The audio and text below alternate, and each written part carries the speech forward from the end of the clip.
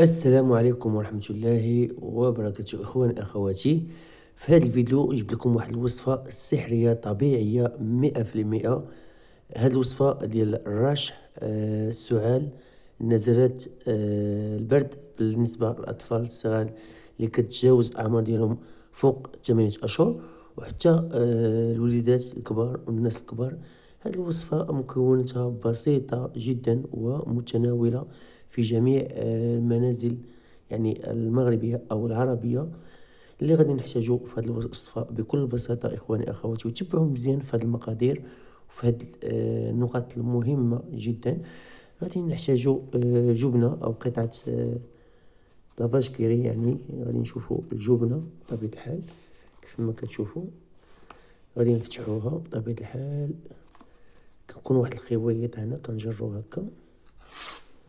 غادي ناخدو واحد مكعب ديال الجبنة بطبيعة الحال.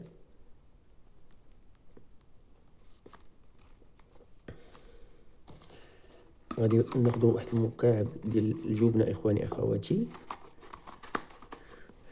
غادي نوضعو جانبا، وغادي نقرب لكم هكا إخواني باش تشوفوا معنا الوصفة. كنحتاجو إخواني في هاد الوصفة هاد الخيط من هنا، كنحتاجو جبنة ديال الأطفال، جبنة الأطفال كنفتحوها بهذا الشكل، كنحطوها هنايا.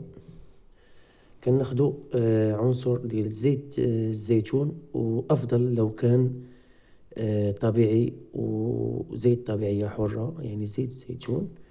كنضيفو واحد الكمية ديال ملعقة كبيرة أو ملعقتين، كنضيفو هاد الكمية. وكناخدو المكون السحري الثالث اللي هو الكمون الطبيعي، ومن الأحسن تشريو الكمون وطحنوه. كناخدو واحد ملعقة حتى ملعقتين، وكنحاولوا كيف ما كتشوفوا إخواني. أنا غادي نقرب لكم الصورة بطبيعة الحال باش تشوفوا معنا. كيف ما كتشوفوا إخواني كنحاولوا نمعسوها بهذه الطريقة حتى كيتناسج وكيكون داك الخليط يعني متماسك. كنديروا كيف ما قلت لكم جبنة، كنديروا جبنة وملعقتين من الكمون وزيت الزيتون، لما فيها من فوائد جيدة للسعال والرشح الصدري. كنديرو هكا حتى يتناجج، يكون الخليط يعني متناسج بهذه الحركة. وكنعطيوها وليداتنا يعني ملعقة قبل النوم، وملعقة على الريق في الصباح الباكر. وغادي تشكروني على هذه الوصفة اللي غادي تبان النتيجة ديالها من أول يوم بطبيعة الحال. كيف ما قلت لكم إخواني أخواتي، المكونات بسيطة جدا، عبارة عن دوكيمون أو الكمون،